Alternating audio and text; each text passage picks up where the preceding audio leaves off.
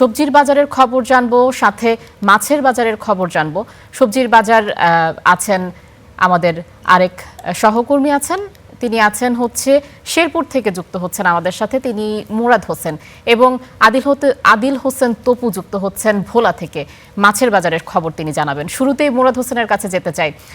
মুরাদ হোসেন, শেরপুরের যে সবজি বাজার, বলা যায় যে গ্রীষ্মকাল তো শুরু হয়ে গেছে ভালোভাবে, এবং গ্রীষ্মকালীন যে সবজিও উঠে গেছে বাজারে, সেখানকার খবর জানাবেন এবং দাম নিয়েও একটু জানাবেন যে দাম আসলে বাড়ছেই আসলে আমরা দেখছি, সেক্ষেত্রে সেখানে দাম কেমন দেখছেন শেরপুরে? শুভ সকাল।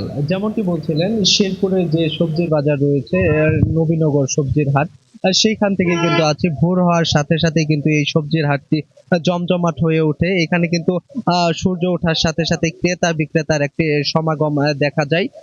আমরা ইতিমধ্যে কিন্তু লক্ষ্য করেছি যে সবজিগুলো, নতুন সবজিগুলো এসেছে, করলা এবং কি পটল এবং কি ঢেঁড়স, সেই সবজিগুলো কিন্তু অধিক দরে বিক্রি হচ্ছে। আর প্রায় ৮০ থেকে ৯০ টাকা করে তিনটি সবজি বিক্রি হচ্ছে। আর অন্যদিকে যে আলু রয়েছে, আলুতে কিন্তু একটি ধস নেমেছে। গতবার কিন্তু আলুতে অনেকটাই লসে ছিল আলু ব্যবসায়ীরা, সেটি জানিয়েছে আলু ব্যবসায়ীরা। কিন্তু এবারও কেজিতে খরচ যাচ্ছে ১২ থেকে ১৪ টাকা, বিক্রিও হচ্ছে ১২ থেকে ১৪ টাকা, এবং কি পাইকারি বিক্রি হচ্ছে ১০ থেকে ১২ টাকা।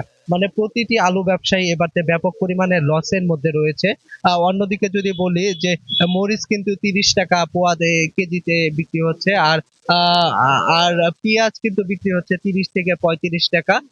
এবং অন্যদিকে যে সবজিগুলো রয়েছে, যেমন বিশেষ করে যে এই সোয়াবিন তেলের যে একটি সংকট, সেটি কিন্তু শেরপুরে দেখা দিয়েছে।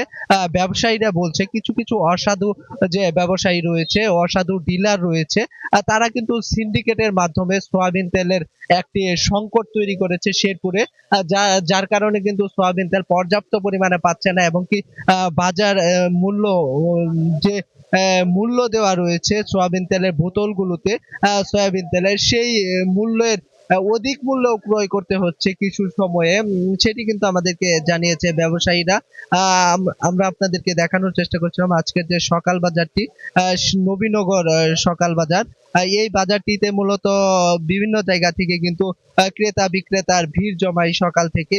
আর মূলত ছুটির দিনগুলোতে এই বাজারে কিন্তু এই এই বাজারগুলোতে ভিড় একটু বেশি দেখা যায়, কারণ বিশেষ করে যে যারা চাকরিজীবী রয়েছে এবং কি যারা ব্যবসায়ী রয়েছে, সারা সপ্তাহ সময় না পেলেও কিন্তু এই শুক্রবার ছুটির দিনে কিন্তু একটু স্বস্তি পাওয়ার পর সকালে পুরো সপ্তাহের বাজার করার জন্য চেষ্টা করে।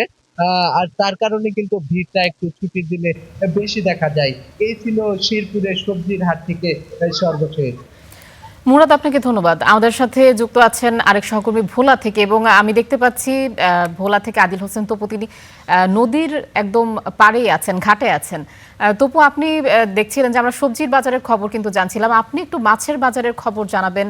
সেখানে কেনা বেচা কেমন, ক্রেতাদের ভিড় কেমন, এবং যদি তুলনামূলকভাবে বলা যায় গত সপ্তাহ থেকে এই সপ্তাহে দাম দর কেমন পরিবর্তন এসেছে? জি, শুভ সকাল। আসলে বাঙালিকে বলা হয় মাছে ভাতে বাঙালি, কিন্তু মাছের যেই অবস্থা, সেই ক্ষেত্রে এখন আর পাতে উঠানোর দুষ্কর হয়ে পড়েছে। আমি সকালে আছি ভোলা খাল সংলগ্ন একটি মাছ ঘাটে। এই ঘাটে এসে দেখলাম যে সকাল থেকে এই ঘাটে আগে যে পরিমাণ মাছ আসলে এই ঘাটে বিক্রি হতো, ঠিক সেই পরিমাণ মাছ এখন কিন্তু বিক্রি করতে পারছেন না।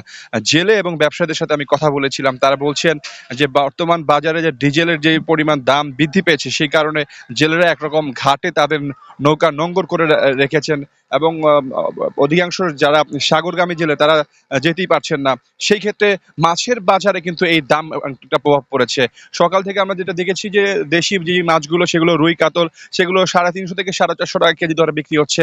অন্যদিকে ইলিশের কথা যদি বলতে হয়, ইলিশের কিন্তু এখানে যে সাগরগামী যে ইলিশগুলো ধরে নিয়ে আসে, সেগুলো প্রায় কেজির ইলিশের মাছগুলো বিক্রি হচ্ছে প্রায় ২৫০০ থেকে ৩০০০ টাকা, এবং ৭০০ থেকে ৮০০ গ্রাম সেগুলো ২২০০, কখনো কখনো ২৫০০ টাকা হচ্ছে। এছাড়া জাটকা মাছগুলো বিক্রি হচ্ছে ফালি প্রতি ৫০০-৬০০ টাকা এরকম।